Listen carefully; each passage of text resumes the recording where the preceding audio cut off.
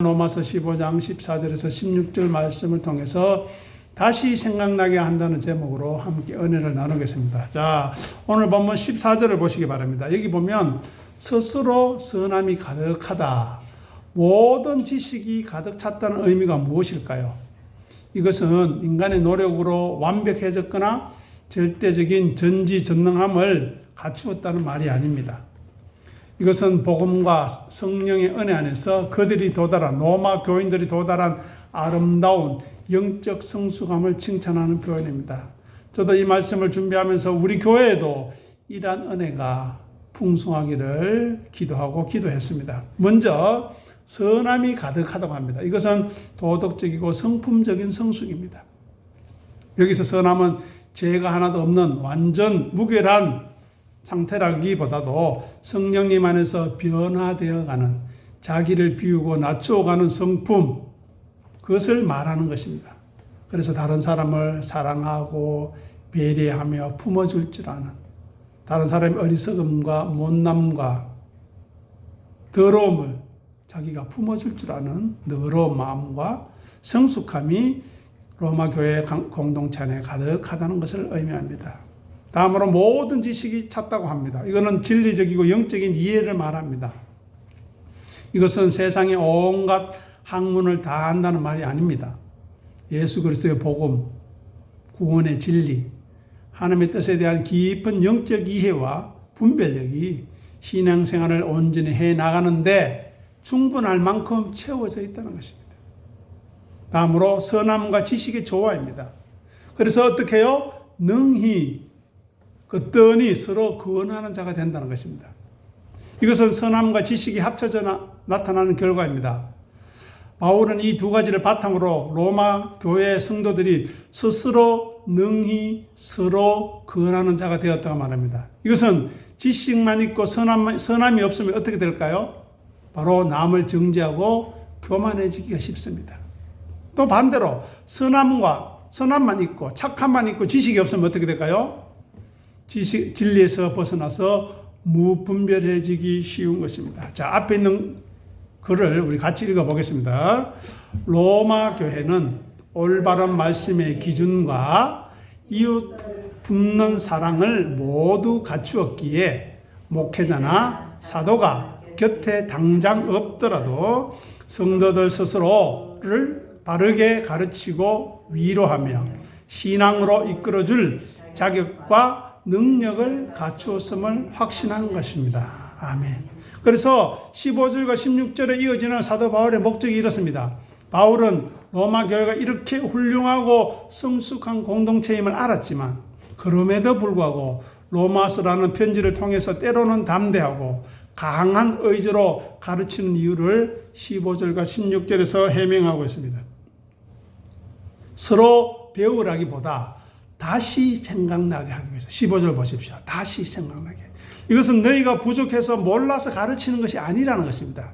이미 충만한 그 은혜와 복음의 진리를 망각하지 않고 다시 마음에 새기도록 돕기 위함이라고 겸손히 밝히고 있습니다. 그 이유는 16절에서 거룩한 산재물로 돕기 위함입니다. 바울은 이방인의 사도로서 제사장 같은 직분을 맡았습니다. 이방인인 로마 교회의 성도들이 성령님 안에서 온전히 거룩해져서 하나님이 기쁘시게 받을 만한 온전한 예배로, 제물로 쓰게 돕는 것이 하나님이 자기에게 주신 사명이라고 생각한 것입니다. 그래서 스스로 선함과 모든 지식이 가득 찼다는 것은 로마 교회가 진리, 지식과 사랑, 선함의 균형을 이루어서 성도들끼리 건강하게 서로 목양할 수 있는, 위로하고 격려할 수 있는 성숙한 수준에 이르렀음을 바울이 칭찬하고 있는 것입니다. 우리도 이런 칭찬을 받을 수 있으면 좋겠습니다. 바울은 이 성숙함을 기반으로 그들이 영원히 하나님이 기뻐하시는 거룩한 삶을 살 수 있도록 복음을 다시 한 번 더 일깨워 주는 것입니다. 자, 다음으로 그러면 다시 생각나게 하려고 한 내용이 무엇일까요? 첫 번째로 오직 믿음으로 얻는 구원의 은혜를 말합니다. 복음의 본질이지요. 바울은 율법의 행위가 아니라 예수 그리스도를 믿음으로 예수를 섬기고 따름으로 의롭다함을 받는다는 진리를 다시 일깨워주는 것입니다. 그런데 로마 교회는 유대 신자들과 이방인 신자들이 섞여 있었습니다. 그래서 둘 다 자신의 어떤 공로나 자격이 아니라 전적인 하나님의 은혜로 구원받았음을 분명히 생각나게 하려는 것라고 말하는 것입니다.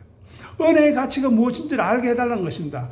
자랑하지 않아야 하는 이유가 무엇인가를, 감사해야 하는 이유가 무엇인가를 이야기하고 싶었던 것입니다. 다음으로 성령님 안에서의 성결함과 변화된 삶입니다. 구원받은 것은 끝나는 것이 아닙니다. 그래서 함께 죽고 다시 살아나서 성령님의 능력으로 죄를 이겨야죠. 그리고 거룩한 삶을 살아야 하는 것을 로마서 6장에서 8절까지 계속해서 일깨워주고 있습니다. 자, 앞에 읽어보겠습니다.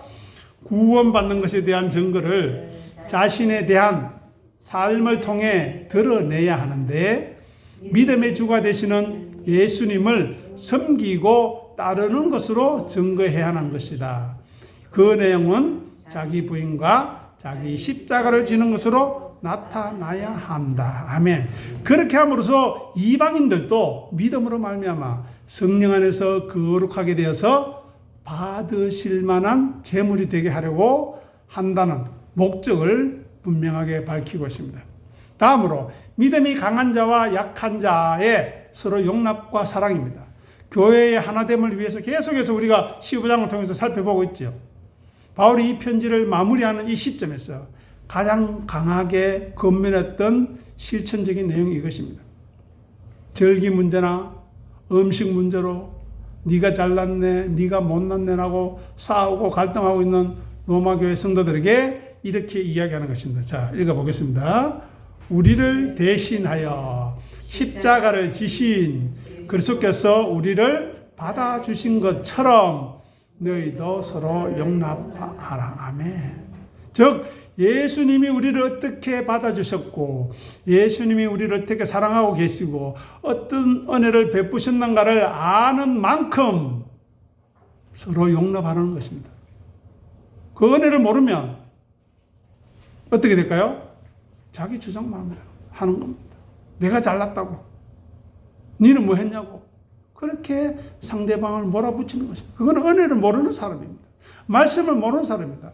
믿음이 강한 자면 약한 자의 약점을 담당하라고 사도 바울이 권면하지 않습니까? 바울은 이 권면을 통해서 그들 안에 있는 선함과 지식을 바탕으로 형제의 사랑을 실천하도록 십자가의 정신을 떠오르게 한 것입니다. 그래서 바울이 다시 생각나게 하려는 것은 새로운 것이 아닙니다. 그들이 처음 믿고 따르기 시작했던 십자가 복음의 진리, 그리고 그 은혜로 말미암아 그리스도인으로서 형제를 사랑하고 하나님이 기뻐하시는 삶, 영적인 예배를 살아야 한다는 것을 말하고 있는 것입니다. 자, 다음 읽어보겠습니다.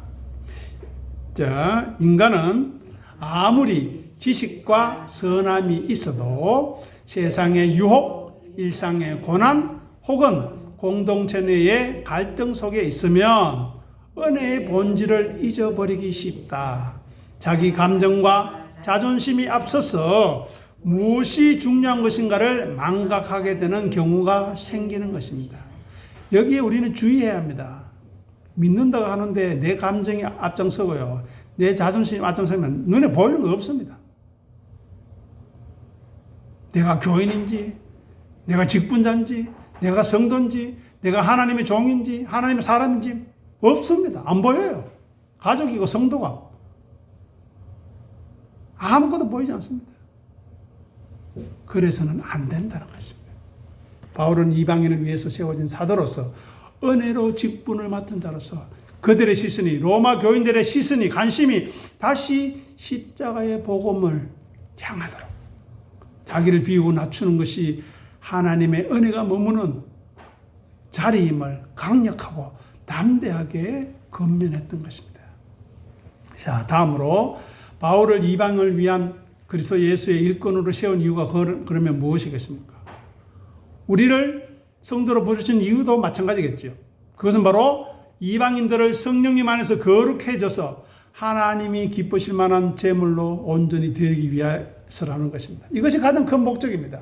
왜냐하면 구약 시대에는 유대인들만이 하나님의 선택된 백성이라고 했습니다. 하나님께 제사 드릴, 예배 드릴 자격이 있다고 했습니다. 그리고 이방인들은 뭐라고 했습니까? 천국의 땔감이라고 했습니다.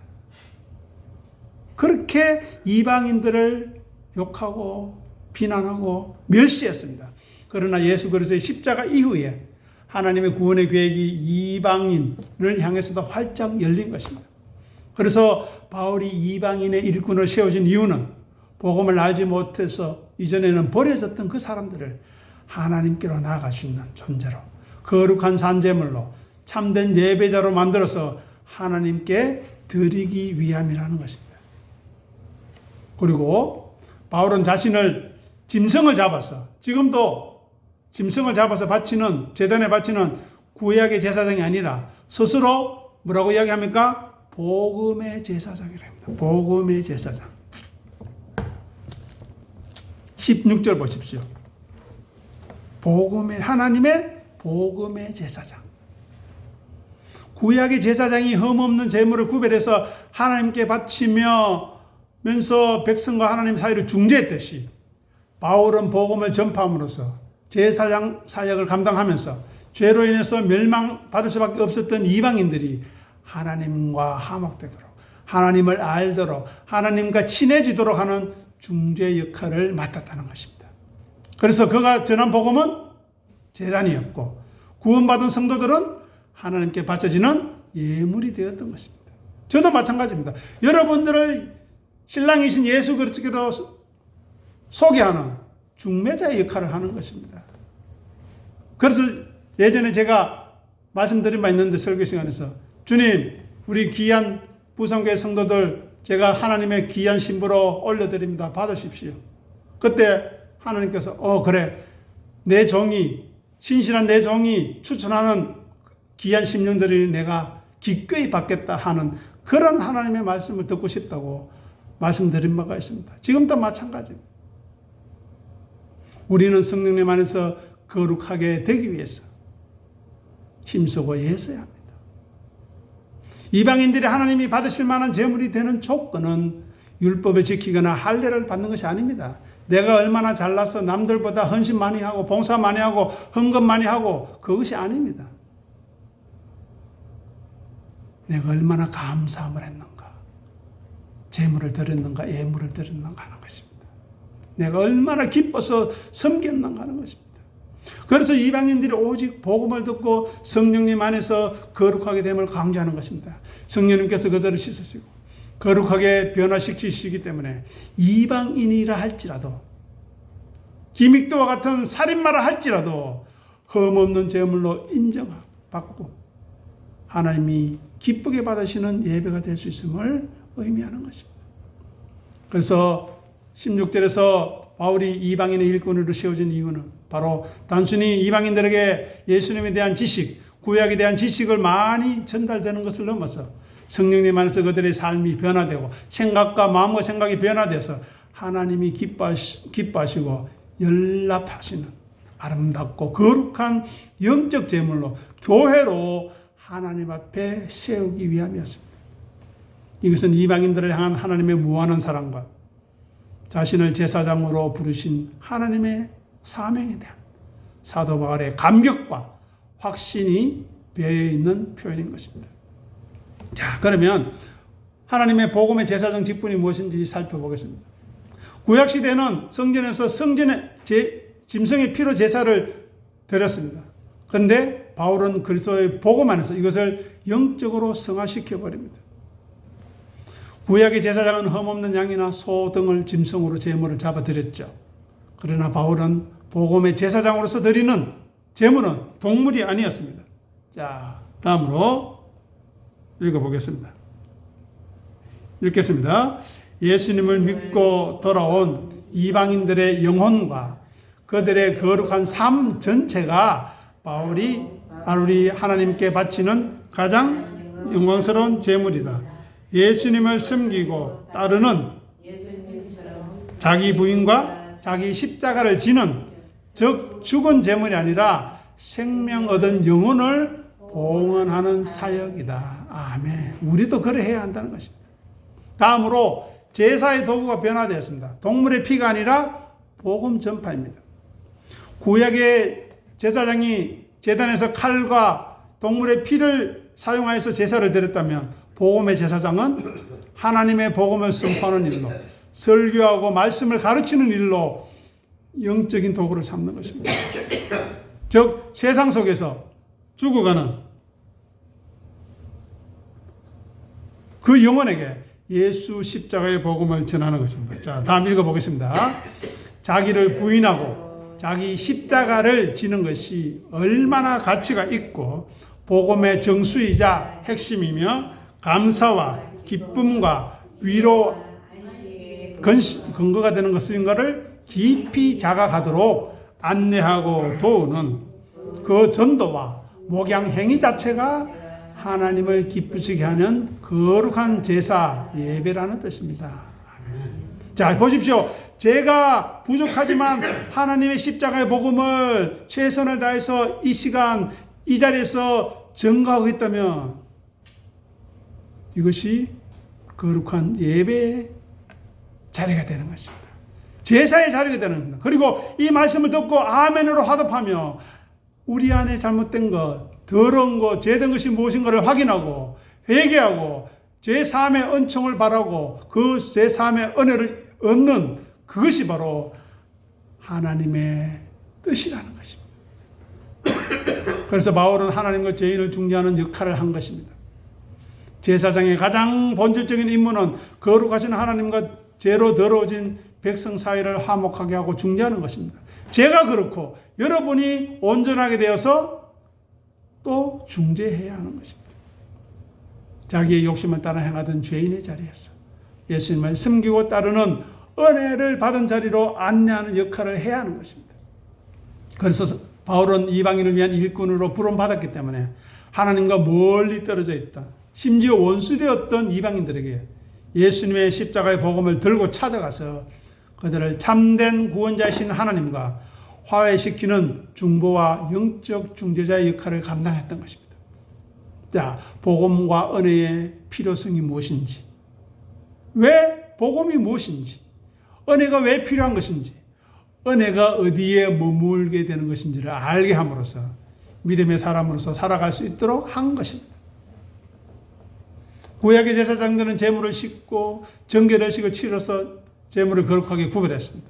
하지만 복음의 제사장 직분은 복음을 들은 이방인들이 성령님의 내주하심과 역사를 통해서 근본적인 죄를 씻고 거룩해질 수 있도록 성령의 사역에 동참하고 안내하는 직분이 되는 것입니다. 자,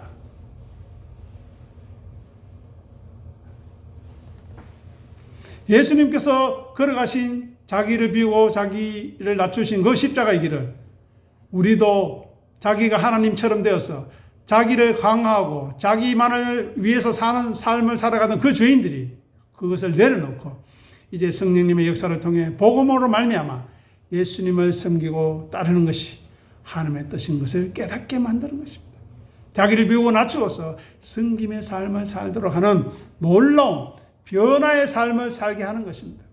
그런데 교회 안에 있는데, 말씀 안에 있는데 그것을 모른다, 그런 삶을 살지 않는다? 이거는 이방인보다 더 못한 것입니다.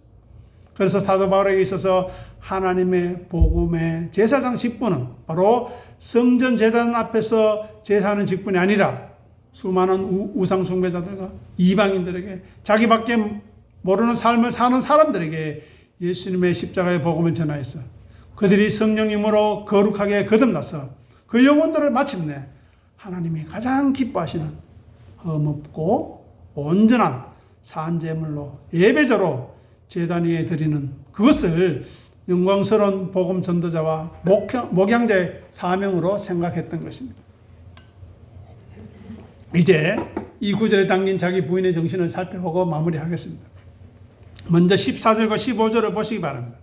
여기 보면 내 공로와 능력이 아닌 하나님의 은혜만을 생각하라는 것입니다. 왜냐? 자기 부인은 나의 의로움과 나의 유능함을 내려놓는 것입니다. 그리고 하나님의 주권을 인정하는 것입니다. 로마 교인들은 다시 이미 지식과 선함이 충만했다고 했습니다. 하지만 바울은 다시 생각나려 하려고 편지를 보냈는데 그들은 우리는 이미 다 안다. 나는 믿는다. 나는 잘났다. 나는 누구다. 나는 직분이 있다. 하는 영적 교만을 부인해야 했습니다. 참된 자기 부인은 자기가 이미 성숙했다고 하는 생각마저 내려놓고 끊임없이 하나님의 말씀을 다시 듣는 겸손함, 거기에 있는 것입니다. 그 마음에 하나님의 은혜가 임하는 것이지, 나는 끝났다, 나는 뭐 이제 뭐 할 거 다 했다, 그것은 교만한 생각입니다. 그래서 사도의 자기 부인은 15절에서 나타나는데요, 바울은 자기 지식이나 사도적 권위를 자랑하지 않습니다. 15절 보십시오. 그는 자신이 담대하게 말할 수 있는 근거를 오직 어디서 찾습니까? 내게 주신 은혜에서 찾습니다. 15절. 자기의 지혜를 부인하고 하나님의 은혜만을 드러내는 것이 바로 사도가 보여주는 자기 부인의 절정인 것입니다. 다음에 16절입니다. 16절을 보시면 타인을 위한 제사장적 희생을 말합니다. 자기 십자가를 진다는 것은 주님이 주신 사명을 위해서 자신을 산제물로 드리고 타인을 하나님께로 인도하는 고난의 멍에를 매는 것입니다. 예수 믿는 나는 아무 문제 없어. 나는 환난도 없고 고난도 없어. 잘못된 겁니다. 자기를 부인하고 자기 십자가를 지지 않으니까 어려움이 없는 것입니다. 또 다른 생명을, 믿음의 자녀들을, 믿음의 후배들을 말씀으로 인도하기 위해서 고난의 멍에를 매지 않는다는 말이에요. 그래서 제사장 직분으로서의 십자가를 우리는 생각해야 합니다. 바울은 자신을 이방인을 위한 그리스도 예수의 뭐라고 이야기합니까? 일꾼이랍니다. 일꾼. 하나님의 복음의 제사장 직분을 수행하는 자라는 것입니다. 제사장은 자신을 위해 사는 사람이 아니지 않습니까? 그런데 왜 우리는 우리만을 위해서 삽니까? 타인을, 하나님을 알지 못하는 사람들을 하나님께 제물로 드리기 위해서 헌신하는 사람이 제사장입니다. 그런데 우리는 왜 왕같은 제사장으로 살지 않는가 하는 것입니다. 그런데 바울은 이 자기 십자가를 진 것입니다. 다음으로 16절 후반부에 보시면 이방인을 뭐로 드리는 것이라고 이야기합니까? 제물로 드리는 것이라고 이야기합니다. 성령님 안에서 거룩하게 되어서 받으실 만하게 되기를 원한다 말하고 있습니다. 바울은 이 사명을 완수하기 위해서 자기의 안위와 생명을 돌보지 않았음을 우리는 잘 알고 있습니다. 그래서 자기 십자가라는 것은 내가 구원받는 것에 만족하는 것이 아닙니다. 누군가를 하나님이 기뻐하시는 거룩한 제물로 세우기 위해서 우리 주위에 있는 하나님을 알지 못하고 여전히 자기 의지와 경험으로 살아가는 그 심령을 불쌍히 여기고 가슴에 품고 기도하고 사랑으로 건면하는 그 우리가 감당해야 할 수고와 희생을 의미하는 것입니다. 다음으로 성령 안에서 거룩하게 되는 산제사입니다. 자, 읽어보겠습니다. 앞에 걸 읽어보겠습니다. 내가 아무리 선함과 지식이 충만할지라도 하나님 앞에서는 늘 부족함을 인정하며 복음의 말씀을 새롭게 경청해야 한다. 나는 나의 영적 베테랑 의식을 죽이는 것이 자기 부인이다. 아멘. 우리가 예수님의 믿음의 분량까지 자라나기 위해서 어느 정도 와 있습니까? 예수님이 100%라면 1%라도 됩니까? 아니요. 0.1%라도 됩니까? 안 되잖아요. 그런데 왜 그렇게 교만하고 자기 생각만 빠지고 겸허하고 겸손하지 못하는 하는 것입니다. 하나님 앞에서 늘 자기의 부족함을 인정하고 있습니까? 그 심령에게 은혜가 임하는 것입니다. 그 심령에게 말씀이 능력이 되는 것입니다. 그렇지 않습니까? 그래서 우리의 신앙은 개인의 수양에서 멈추면 안 됩니다. 이 예배의 자리가 다시 올 수 없는 나에게 절대절명의 순간임을 생각하고 이 말씀을 내가 간절한 마음으로 받아야 되겠다. 내가 이 말씀이 하나님의 말씀인 것으로 받아들여야 되겠다 하는 갈급함이 있어야 됩니다. 그리고 타인을 위한 제사장이 되는 데까지 나아가야 합니다. 우리 주변의 영혼들이 하나님께 받아들여 줄 수 있는 거룩한 산재물이 덮도록 도와야 합니다. 수고해야 합니다. 기꺼이 수고하고 참아내는 과정이 바로 우리가 져야 할 십자가입니다. 그런데 우리는 무관심하죠. 내팽개칩니다. 자, 16절에서 재물이 거룩해지는 것은 어떻게 가능하다고 합니까? 성령 안에서 가능합니다. 성령 안에서 거룩하게 된다. 그래서 우리 힘으로 자기를 부인하거나 자기 십자가를 질 수 없다는 것을 고백해야 합니다. 오직 성령님의 능력을 의지하는 것만이 이 모든 과정의 핵심이라는 것입니다. 그래서 은혜를 사모해야 합니다. 오늘 본문을 통해서 자기 부인이라는 것은 이미 가득 차 있는 나를 비워서 은혜를 담는 것입니다. 말씀을 담는 것입니다. 그래서 자기 십자가는 자기의 구원을 넘어서 타인들을 하나님께 거룩한 제물로 드리기 위해 제사장적인 고난을 감당하는 사명을 뜻하는 것입니다. 그래서 오늘 본문을 통해서 사도 바울이 고백했던 그 귀한 고백이